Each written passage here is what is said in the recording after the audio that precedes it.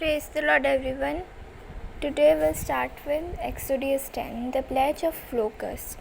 Then the Lord said to Moses, "Go to Pharaoh, for I have hardened his heart and the hearts of his officials, that I may perform these signs of mine among them, that you may tell your children and grandchildren how I dealt harshly with the Egyptians, and now I perform my signs among them, and that you may know that I am the Lord."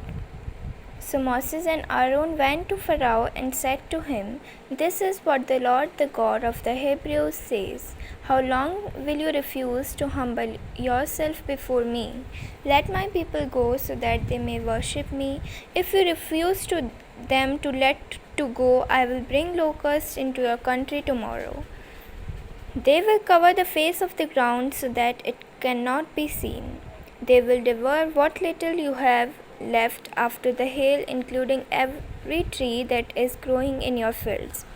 They will fill your houses and those of all your officials and all the Egyptians, something neither your parents nor your ancestors have seen you from the day they settled in this land till now." Then Moses turned and left Pharaoh. Pharaoh's official said to him, "How long will this man be a snare to us? Let the people go so that they may worship the Lord their God. Do you not realize that Egypt is ruined?" Then Moses and Aaron were brought back to Pharaoh. "Go worship and the Lord your God be said, but tell me, who will be going?" Moses answered, "We will go with our young and our old, with our sons and our daughters, and with our flocks and herds, because we are to celebrate a festival to the Lord." Pharaoh said, "The Lord be with you if I let you go along with your women and children. Clearly, you are bent on evil. No, have only the man go and worship the Lord, since that's what you have been asking for."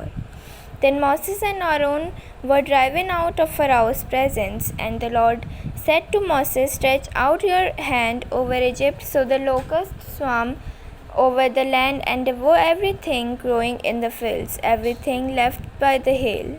So Moses stretched out his staff over Egypt, and the Lord made an east wind blow across the land all that day and all that night. But morning the wind had brought the locusts. They invaded all Egypt and settled down in every area of the country in great numbers. Never before had there been such a pledge of locusts, nor will there ever be again. They covered all the ground until it was black. They devoured all that was left after the hail, everything growing in the tree fields and the fruit on the trees. Nothing green remained on tree or plant in all the land of Egypt. Pharaoh quickly summoned Moses and Aaron and said, "I have sinned against the Lord your God and against you. Now forgive my sin once over and pray to the Lord your God to take this deadly pledge away from me."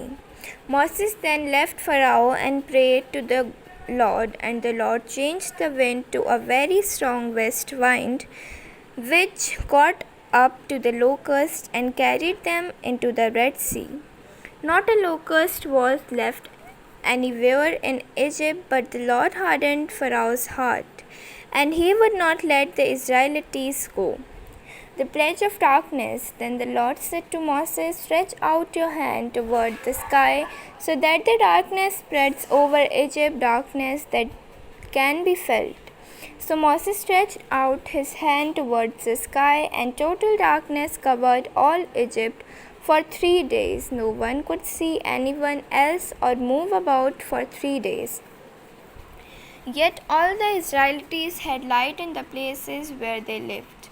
Then Pharaoh summoned Moses and said, "Go worship the Lord. Even your women and children may go with you. Only leave your flocks and herds behind." But Moses said, "You must allow to have sacrifice and burnt offering to presents to the Lord our God. Our livestock too much go with us, not a hoof it to be left behind. We have to use some of them in worshipping the Lord our God, and until we get there, we will not know what we are to use to worship of the Lord. Amen. God bless you all.